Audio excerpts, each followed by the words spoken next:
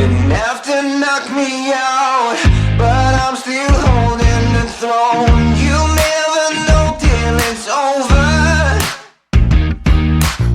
So pretty it hurts. Just beware of the thorns. Okay. Hey everybody, this is Harvey Talks Prison. I got Angie on here. Is it T-Talk Prison Stories? Yep. She's got a channel called T-Talk Prison Stories. I'm gonna have a link to that in the description. But anyway, you guys go check her out. But I'm gonna let her introduce herself and tell a little bit about herself. It's all yours, Angie. Hey, Harvey, thanks for having me on. Well, I found out I was being investigated, and so I lawyered up. And then it took 4 years for me to find out if I was getting charged. Wow. And then to get sentenced. Yeah, it was crazy. And during that time, I was still working full time, just living my normal life as best I could. And I was online trying to find out, information about what my life was going to be like. And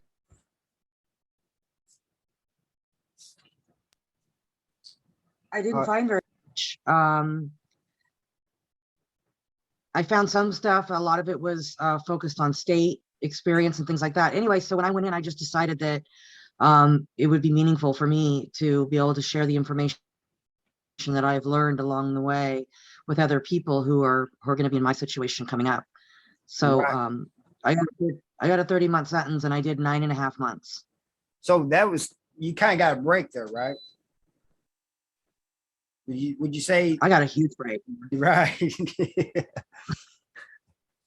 I couldn't have possibly even anticipated that, because before I went in, I kept saying I'm for sure going to do 17 to 19 months, because feds give you, you do 85% of your time. And even with RDAP and everything, I was trying to figure it out. I was like, there's no way I'm doing less than 17 months. And so to get in there and the way the timing was for me to get out so quick, a lot of it was luck, I think.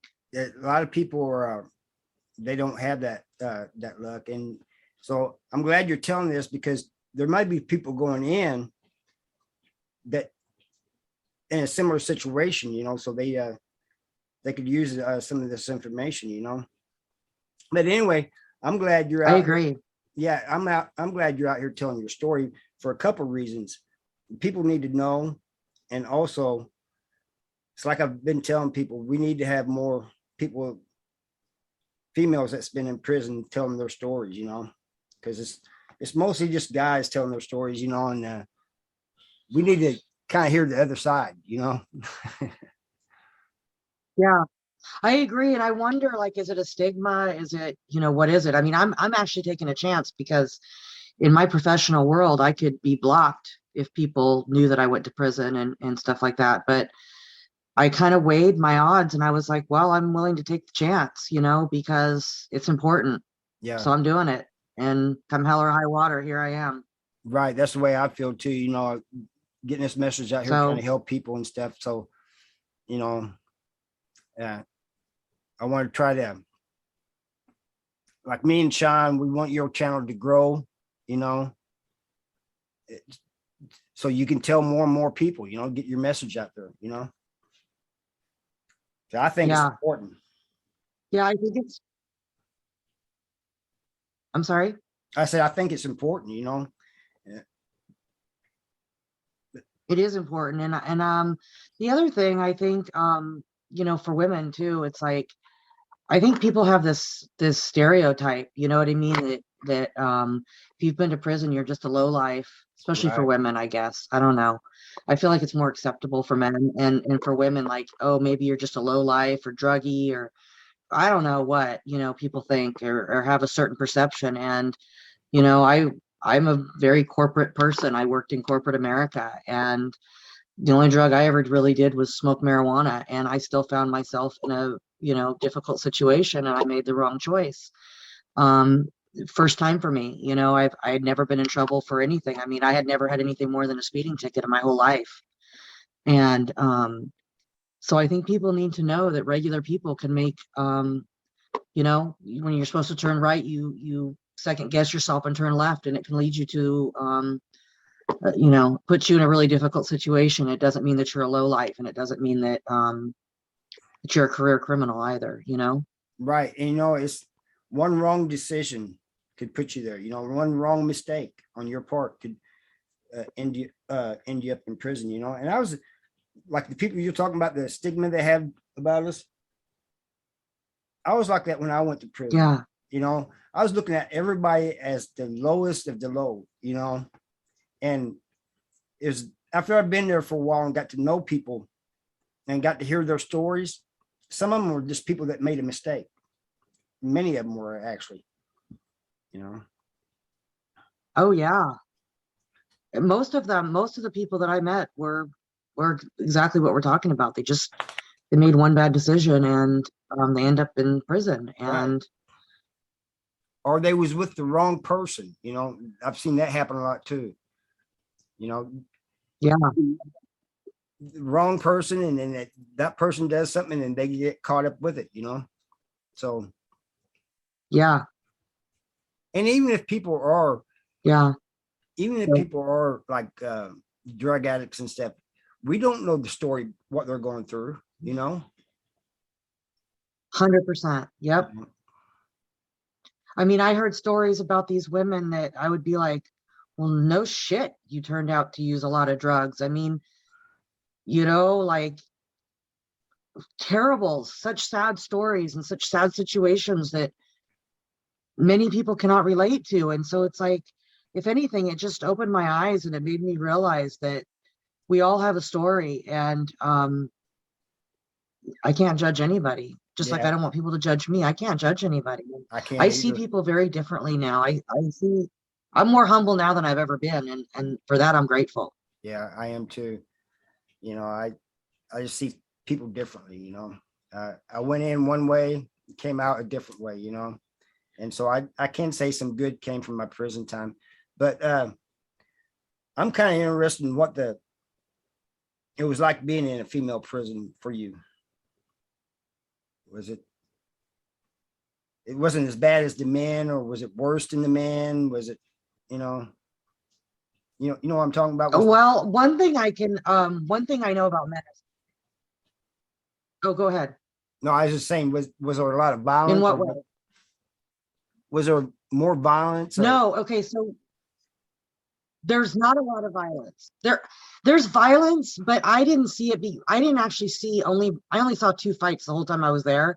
And that's because it was in the kitchen, because I was in the RDAP unit, and RDAP, you got to act right, Right. But I know in the other units, yeah, there's fights, but and yeah, girls can beat the shit out of each other for sure. But I don't think it's the same violent. I don't think it goes to the level that a man does. Right. And not only that, women are not political at all. Right. I mean, race means nothing to a woman in prison. Right. And I know with men, it means everything, and it doesn't mean that you're a racist. If you're a man in prison, you got to stick to your own. That's what everybody has to do. With women, right. None of that political stuff even exists. Like, you could care less about that. Well, and that's one thing that was really cool. I think women tend to think and talk things more, the ones in prison.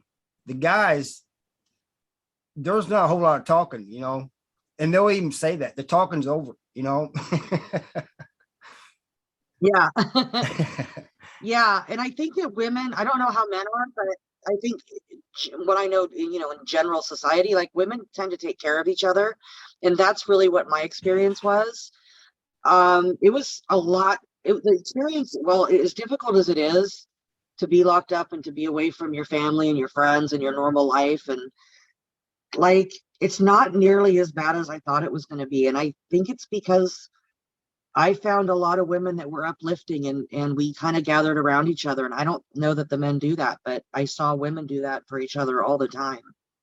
There are people that do that in the men's prison, but it's not a lot, and it's always within their own little circle, they may help one another out, lift one another up, but they got to be real close to the person, Yeah. And I think with women, we just by nature kind of are caregiving. And so we take that with us on the inside. And I think that makes it easier.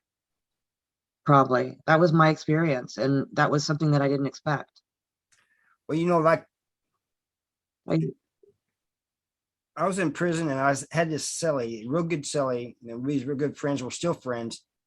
And he's out now and doing good. But they called me to the caseworker's office. And this is when my mother had passed away. And they told me, you know, and when I came back, we still had wreck out in the wing and stuff. And I came back and he goes, what was that about? And so I told him. He didn't say one word. He just got up and left the cell, which I appreciated. He was giving me space, you know, finding out that my mother just passed away. yeah. But I think with females, they'd be more apt to, hey, you want to talk about it or something, you know? Am I right about that?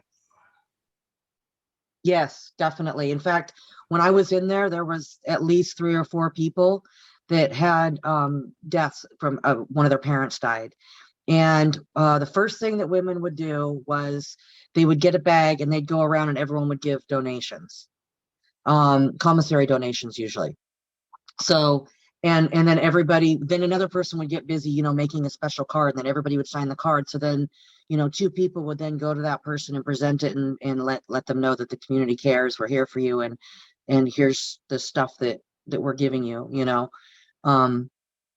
That was like the first thing. And yeah, they gathered around each other. I think it was, women need to talk, you know how we are. What the cards, we did the cards too, you know. Sometimes somebody would come around and say, hey, can you sign this card? So-and-so's mother died or father died or whatever, you know, or they got a loved one in the hospital or something. So they'll go around with the card and ask people to sign it, you know, but we didn't do the donation thing too much, you know. Yeah. Yeah, we did that. And also there was a lot of like, if somebody needed something, I mean, maybe this was an RDAP thing, I don't know. But in my unit, like if somebody needed something, it wasn't a big deal. You just gave it to them. It wasn't like, okay, now you owe me 2 soups because I gave you 1. You know, it was like, if I got it and you need it, like it's yours. I could care less, you know. That's true. Now you're in debt for the rest of your stay, you know. Right. Well, you know, in the men's prison, you have to be real close to somebody just to give them something, you know. Or, you know, I've had cellies that I got along with. Maybe they didn't have tobacco or anything. I'll give them cigarettes or something, you know, if I got along good with them. But you're right. For the most part, yeah, make sure you give me that back next week. Right. And we would be like, well, I mean, like there would be a couple times, you know, for instance, like if we were all going to eat together, me and my group of friends, right? And it's like, okay, we're all throwing in whatever. And then if somebody was like, oh, I don't have commissary this week, we'd be like, we didn't ask you that. We're meeting for dinner at 6 o'clock. Be here. Bring your chair. You know, we just shut that down. Like, you don't have to bring anything. We could care less about that. Right. We're letting you know that we're all eating together. Right. Yeah. It's not like that big. You know, sometimes somebody makes something and just give it to somebody, but, you know, most time when there's a group of people going in together on food and somebody else wants to go in, you know, yeah, what are you putting in on it? You know? Right. Yeah. Yeah. We did. I mean, there were some people like that, but it was far and few in between from my experience. Right. I mean, like at Christmas time, me and several of my friends, there was a couple people in the unit that we knew didn't have any financial support from the outside at all. And so we specifically asked those people to come and join us, and we made a big meal for Christmas, and we also gave them gifts and stuff, you know, little packages that we had put together. And I know that they did that in other units, so it wasn't specific to my unit. So I thought that was really cool. I had a cellie that was saving up for a TV. And he would save most of his money that he got from working in the kitchen. He might spend like $5 of it. He only got $20 a month from his job.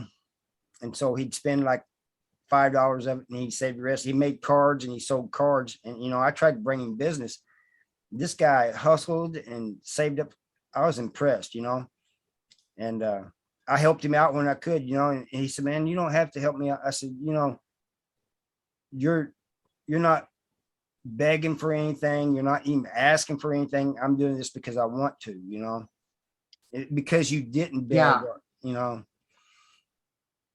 And so I was impressed with him. It took him a while to save up for that TV because, a little 13-inch TV in Missouri State prisons, they cost like a $245, at one time. Now I think they're down to $145. Wow. Yeah.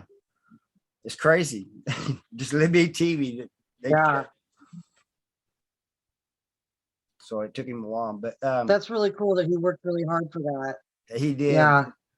And but you're using the feds. You guys didn't have TVs in the cells, did you? No, we did not. We did not. And like, it's really funny because before I went in, I was told, Fed time is easy time. It's much better than state, blah, blah, blah, blah. I got in there and some of my friends had done some state time and they're like, actually state time is way different, like in a way easier because you have your own TV and you have your own, you can have people mail you in those quarterly packages, right? We couldn't get anything like that. Right. Yeah. I heard all these things about how good the feds was, but by watching these channels like Sean and you and Chad, I'm finding out, no, it's not what you guys ain't eating steaks every day. And, Oh, no way. No way. It's not like I was told it was ahead of time, and then these, what was fun, like the websites, I was looking up because I was going to Dublin, in Dublin, California, and it's supposed to be one of the real hoity-toity federal prisons for women, right? That's where like some of the famous people have asked to go and whatnot. No, I mean, their website says that we have a brunch on Sunday and, Saturday and Sunday, and we have a salad bar and all. It's bullshit.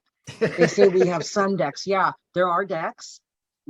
They were actually built. This is interesting. They were actually built by Patty Hearst's father, because when she was there, she wanted all this special stuff. But we're not even allowed to go step 1 foot on those decks. So, like, yeah, they're there, but why mention them? Because we can't touch them. Right. There is no salad bar.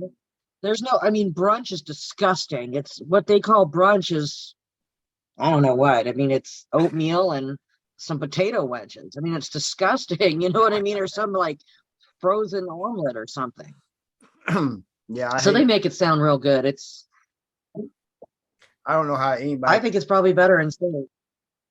It might be, but I'll tell you what, the food was pretty bad in state, and those potato wedges, you just reminded me of that. I remember those potato wedges, and I'm thinking, how can you mess up a potato, Right, but they can't they? Sometimes so you can hardly bite through it. So tell me a little bit about your channel that you started. You got how many, like 3 videos? 4? I got 4 now, and I'm uploading a 5th one tonight. So what I'm doing is I'm talking to women. The reason I call it Tea Talk is because I'll invite, different people that I know, different women that I know, and we sit and it's like we're having a conversation, but it'll be about a specific topic. But it really is more like 3 or 4 women sitting around a table having a conversation, doing what we do on a regular basis. That's cool. I think that's good.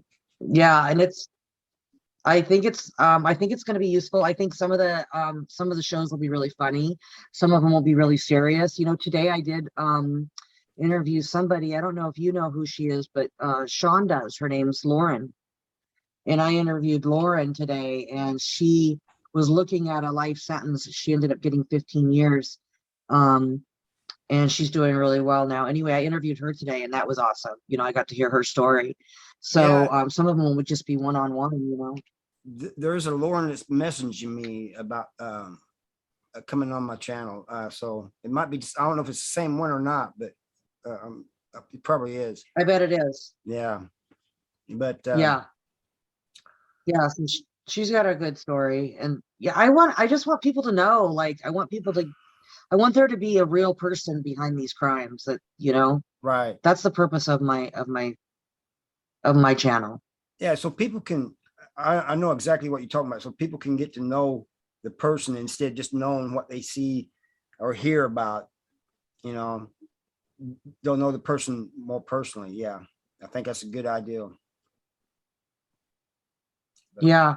And then if people, once people get to know who I am and stuff, they can reach out to me, and my intention is to, help them find resources, or just be an ear for them or encourage them, because I've been there, and there was a time when I couldn't imagine being where I am today, meaning being on the other end, Right. that I actually did my time and now I'm out. And I want people to know, I want these women to know that it's not as bad as what they think it is, and that they can make it through, and that they will have some positive experiences, like you were saying. I think I made some positive changes when I was in there, for sure. Yeah, my whole mindset changed about people, that was in prison, I mean, I had a very negative uh thought process about them, I didn't think good about anybody in prison, and by being in prison, that changed, and a lot of people in there just make mistakes, Yeah, there's some people in there that probably shouldn't get out, but there's many of them, the majority of them, if they get out and are given a chance, will do good. Yeah, I agree. And I actually have really strong feelings about the fact that it's basically public knowledge that people can look up your background. I think that unless you've done, you know, heinous things or something, you're really a public safety issue. I mean, ultimately, they're giving everybody a life sentence because, you know, you're always going to be judged on that, and it's not really fair. Yeah, when somebody looks me up, So I have, oh, sorry, go ahead. no, go ahead. Yeah, when somebody looks like me or you up, they're going to see our crime, our face. They ain't going to know the person, They're just going to see all this information and oh, they're criminal, They're no good. They're the scum of the earth. Yeah. And not only that, but a lot of times, like these charges, my charge was aggravated identity theft. So somebody looks at that and they go, oh my God, she steals people's identities and did it. That's not what I did at all. Right. I didn't steal anybody's identity. I never saw anyone's personal information. Excuse me. But they look at that charge, or like they read the story in the paper or something, and it's like half of what they wrote in the article isn't even the truth at all. It had Right. nothing to do with anything I did, The media always Excuse me. twists So they things make around. stuff up and they Yeah. sensationalize it. Yeah, exactly. That's what they did with me too. And if people are reading about me and don't know my story or anything, they're going to think, well, he went out and killed a guy. I killed a guy protecting my brother, to protect my brother. But they don't hear that story. They just hear that I went out and killed somebody, and it's messed up. Exactly. Yeah. So they don't know anything about you or anything about the circumstances or any of it. And so why should you? It just shouldn't be public knowledge. I feel like the courts are always going to know what we do. So if we go back and reoffend, right, the Right. courts can look at that and take that into account when they sentence us. But the general public shouldn't know that once we've done our time. That's it. I agree. I absolutely agree. That's how I feel about it. So is there anything you like want to tell anybody, the viewers, or anything before we leave? Before we close this? I just want people to know, like I was saying, that it's not that bad. I'm going to be giving a lot of great information like you guys do. I love your show, Harvey. It's so funny, but it's also, you give so much information, and it's helpful. It's useful. It's not only entertaining, it's also really, really useful and real. And that's what I'm striving for as well. And so I hope that my channel will help people, and I hope I can get more subscribers so that I can help more people. Because I'm serious about doing that. I don't have to. It's something I'm choosing to do because I want to. Well, And I'm really putting myself out there. You have the support of me and Sean, so we'll try to promote and share your stuff whenever we can. Yeah, I appreciate that. Yeah. All right, I'm going to close. Yeah, I this. appreciate that. I'm going to close this, and I thank you for coming on. I really appreciate you coming on. I've been wanting to have a female on for a long time. Just haven't been working out, Yeah, right. no, I appreciate you reaching out. It's an honor really to be on your show. It's great. Thank you. You're very welcome, and I'm glad to have you on here. I'm gonna